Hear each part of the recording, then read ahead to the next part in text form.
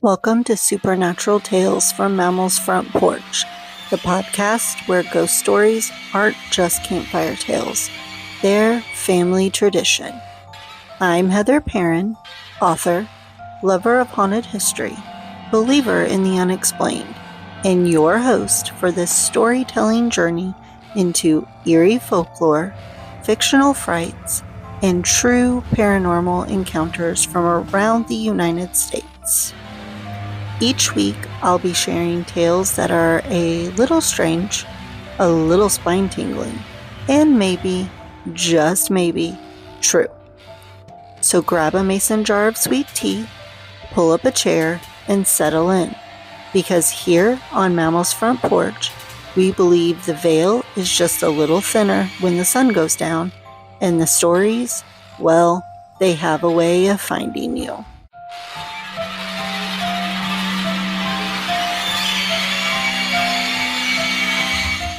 There are places in Appalachia where the mountains feel like they're holding their breath. Places where the fog settles low, where the trees lean in close, and where the silence has a weight to it, as if it's carrying the memories of everything that ever happened there. Williamson, West Virginia, is one of those towns. It sits tucked into the Tug Fork River Valley, surrounded by deep ridges that rise up like walls. It's a coal town, a railroad town, a place shaped by hard work and an even harder history. And sitting there, perched above it all, watching from the hillside like a sentinel, is the old hospital on College Hill. Welcome back to Supernatural Tales from Mammal's Front Porch. I'm Heather, and today we're stepping into one of the most unsettling, emotionally charged, and historically rich locations in the Appalachian region. The old hospital on College Hill isn't just haunted, it has a ton of layers to it. It's a place where decades of sickness, injury, birth, death, and heartbreak soaked into the walls until the building itself seemed to take on a life of its own. And even now, long after the last patient has left, the hospital still sings with the energy of the people who pass through its doors. To understand why this building is so active, you have to understand the history of Williamson itself. The town was founded in the late 1800s during the height of the coal boom. You see, coal was everything. It was the economy, the culture, the lifeblood of that region at the time. Men worked long hours underground, facing dangers that most of us will never even be able to imagine, such as cave-ins, explosions, toxic gases, machinery accidents, and the slow, horrible suffocation of black lung. Injuries were a constant thing. Death was pretty common, and the community needed a hospital that could handle the brutal realities of coal country. The first hospital in Williamson was a small makeshift facility that struggled to keep up with the demand.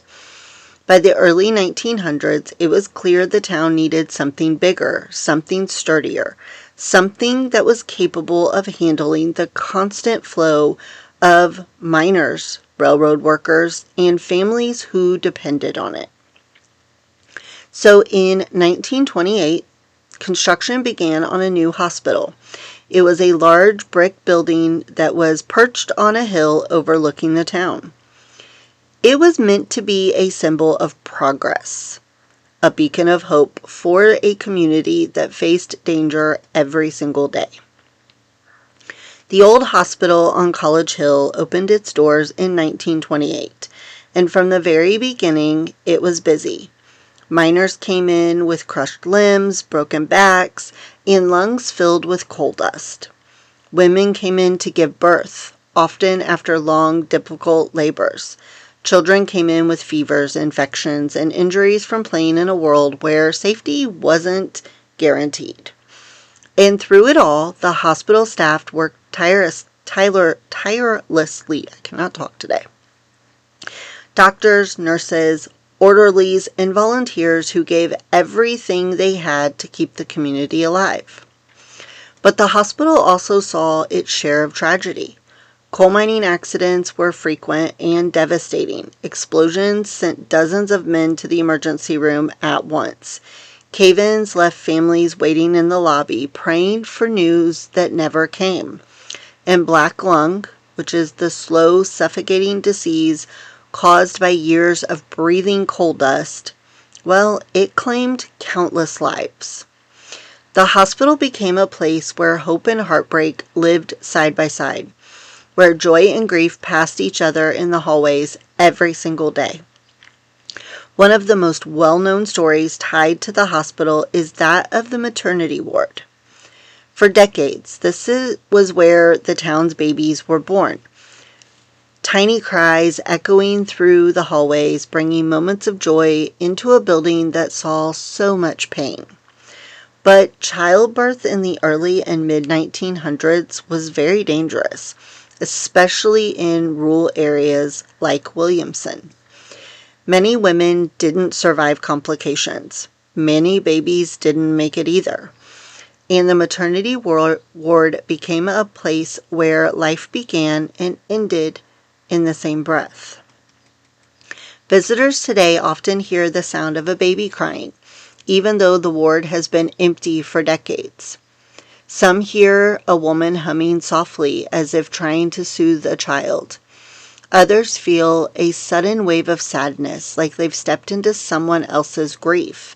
And some have seen a woman in a hospital gown standing near the nursery window, looking out toward the town with a distant, longing expression. But the maternity ward isn't the only place where spirits linger. The surgical wing is one of the most active areas in the hospital. This was where miners were brought after accidents. Men covered in dust, blood, and fear. Surgeons worked quickly, often with very limited resources, trying to save lives in situations where the odds were stacked against them. And due to those limited resources and the odds around them, many of those men did not make it. And the energy in that wing seems to reflect the severity and intensity of those moments. People who visit the surgical wing today report hearing the clatter of metal instruments, the squeak of gurney wheels, and the faint sound of voices calling out orders. Some feel a sudden drop in temperature, like someone has walked past them. Others feel a hand brush against their arm. And some have seen a figure in a white coat standing in the doorway, watching silently before disappearing into the shadows. Now, the psychiatric ward is yet another hotspot for activity. Mental health treatment in the early 20th century was primitive at best, cruel at worst. Patients were often misunderstood, mistreated, or simply warehoused because there was nowhere else for them to go. The psychiatric wing of the old hospital on College Hill saw its share of suffering. There were people battling depression, anxiety, trauma, and conditions that at the time had no name. Visitors report hearing whispers in the hallways, soft and urgent, like someone trying to speak, but they're unable to form the words. Some also hear crying or laughter, and it's not a joyful laughter, but the kind that sends a chill down your spine. Then there are some who have seen a shadowy figure pacing back and forth in one of the rooms, as though it is trapped in a loop of restless energy. One of the most chilling stories tied to the hospital is that of the man in the elevator. The elevator was used to transport patients between floors, especially those who were too injured or ill to walk. One night, a man died inside the elevator. Some say from a heart attack, others say from injuries sustained in a mining accident. Today, though, people report hearing the elevator move on its own, even though it is no longer operational. They hear the ding of the doors opening. They hear footsteps stepping out, and some have seen a figure standing inside the elevator shaft, staring out with hollow eyes. Now, the morgue is perhaps the most unsettling part of the hospital. To be fair, most morgues are probably the most unsettling parts of any hospital. But this was, of course, where the bodies were taken. Those minors, the moms, the babies, the children, the workers, the travelers, everyone. The morgue saw more death than any other part of the building, and the energy there is very tragic, heavy, almost impossible to ignore. People report feeling watched the moment they step inside. They feel cold spots that move like a person walking past them. They hear the sound of drawers opening and closing, and some have seen a figure lying on one of the tables, only to vanish when they blink. The old hospital on College Hill is full of these stories. Stories of life, death, hope, fear, and everything else in between. The building absorbed all of it, layer by layer, brick by brick, until the walls themselves seem to hold on to the emotions of everyone who has ever passed through its doors. Even now, long after the hospital closed, the spirits inside are still active, still present, still trying to just be heard. What makes this place so haunted isn't just the number of deaths, it's the emotional intensity of the lives lived and lost within those halls. This was a place where people came in their most vulnerable moments. A place where families waited for news that changed their lives forever. It was a place where doctors and nurses fought to save lives with everything they had. And then it was also a place where many took their final breath. People who visit the hospital today, whether they're investigators, historians, or just curious, all tend to say the same thing. The building feels alive, and not in a comforting way, but in a restless, unable to move beyond type of way. Like the spirits inside are still there, walking the halls, still pacing in their rooms, and still just trying to make sense of the lives they left behind.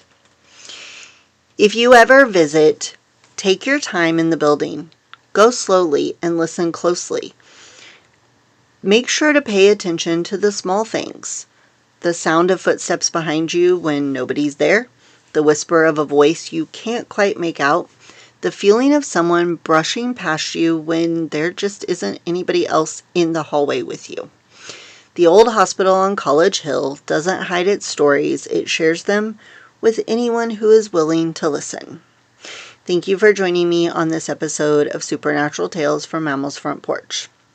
Next week, we're going to leave the coal town behind and we're going to head back up to Indiana and Mitchell, Indiana, to the Whispers estate. I'm kind of excited about this one as it is in my neck of woods and just a short drive away from me. So maybe I can drive over there before then and we can get some pictures.